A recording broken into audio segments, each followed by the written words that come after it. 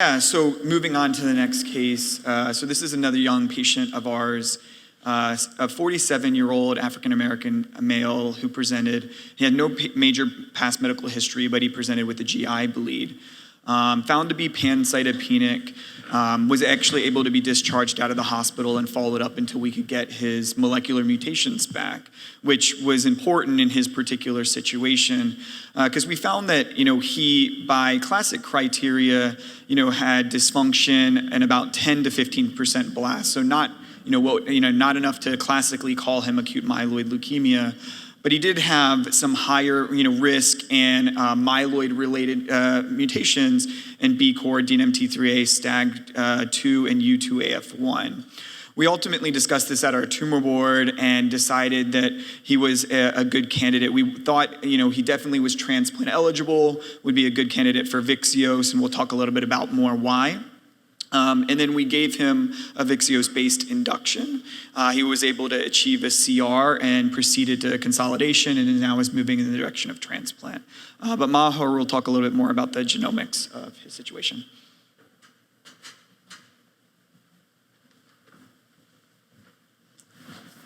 Okay, so these are the abnormalities we are seeing in this patient. There's SAMD9 mutations, also classified as variant of unknown significance, and I'll show you more detail about it. So we get the BCOR mutations, STAG2, and DNMT3, and as you can really read. So there is, of course, RNX1.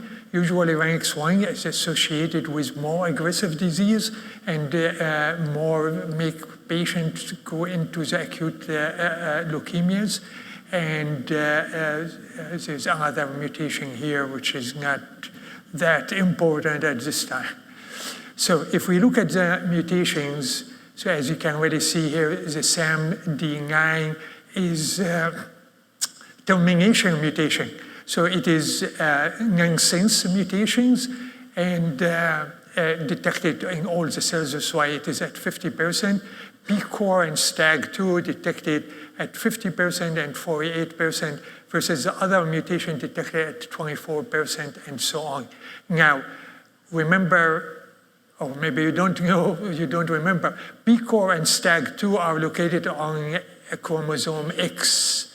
So, and the patient is male, so these levels are high, but overall they are similar to this simply because there's one X chromosome. So there's, this is why they are high, here. Then there are small, mutation at small level here, which are not relevant.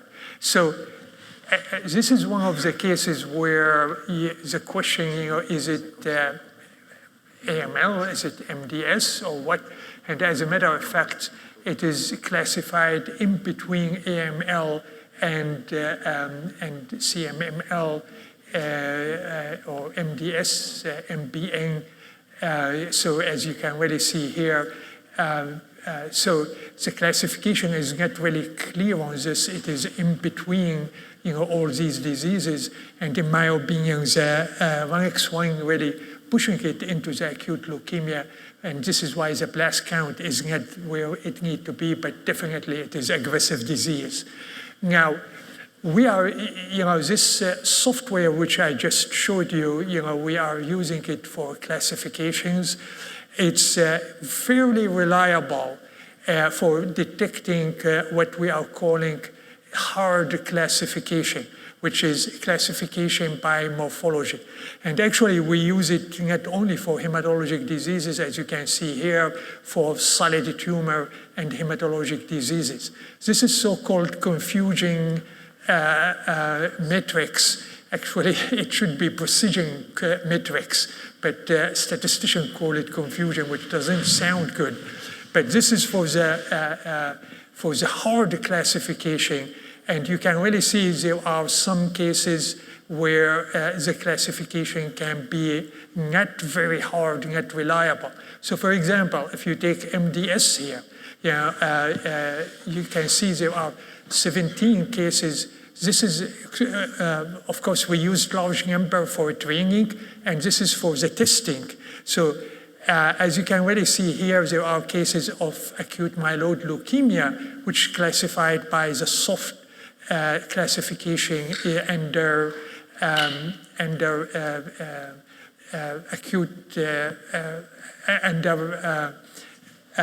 actually we were classified as MDS, but confused with the AML, you know.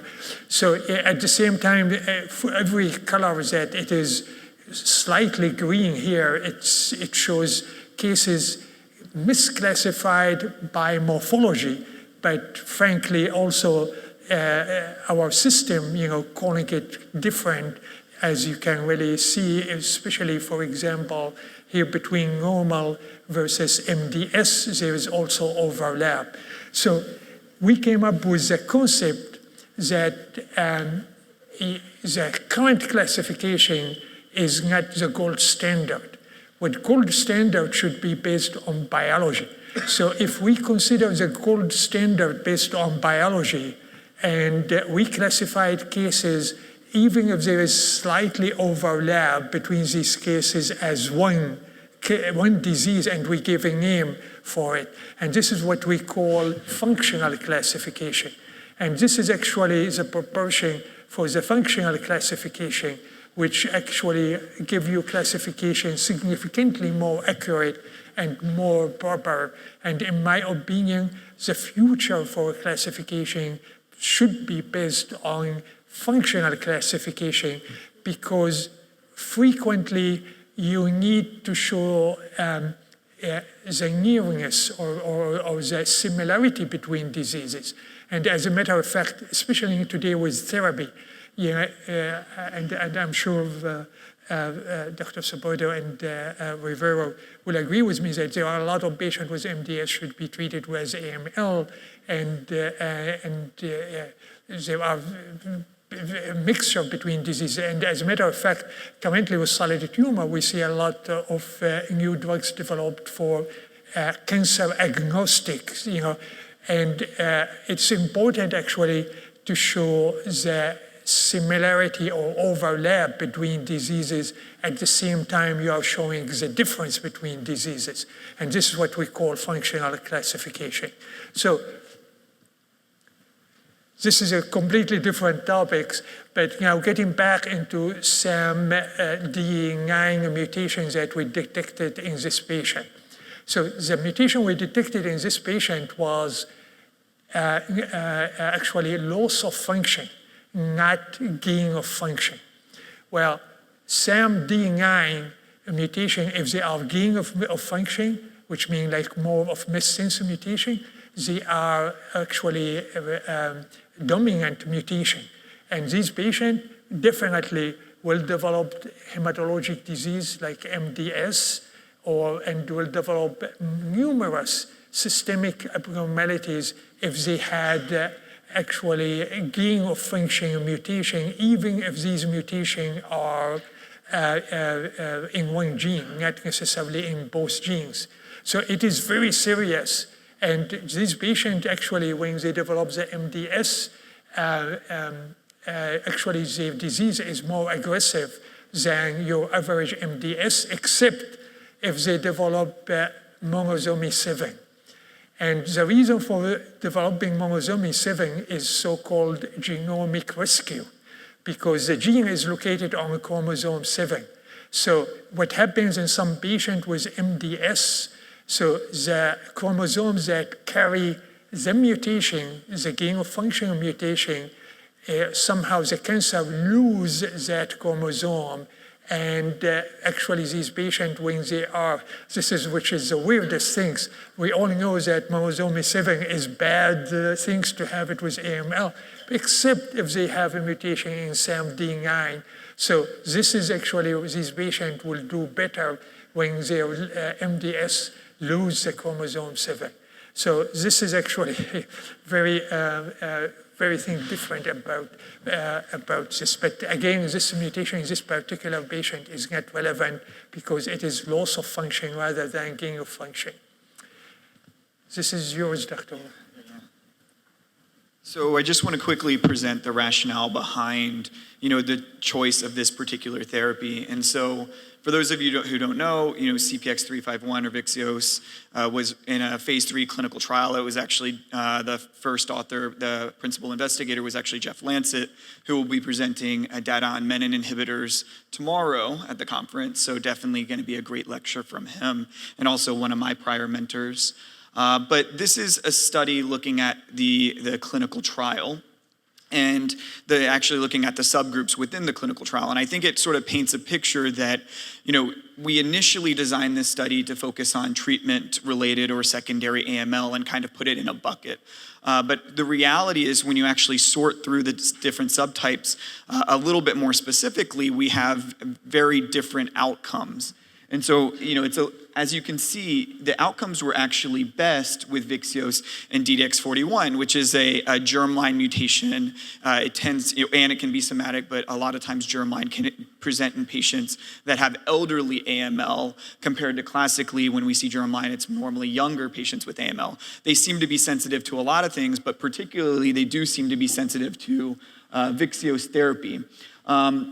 What we found in this was also that de novo patients, when you classified them as de novo patients molecularly, they did not do better with Vyxeos compared to standard 7+3. And the patients that really did the best were the patients that were AML MRC or AML with myeloid-related gene mutations. So now in the ELN 2022 adverse risk, there's a subset of genes that we predict adverse factors, and those are the patients that seem to benefit most from this Vyxeos-based therapy. And the other subgroups really did not seem to benefit outside of DDX41 nearly as well. And so this kind of just speaks to the point that, the original study design is not always the way that things end up reading out, as we have time to really investigate into subgroups, think about more, and we should start designing studies more in a molecular and genomic driven way rather than a morphologic and broad-based classification.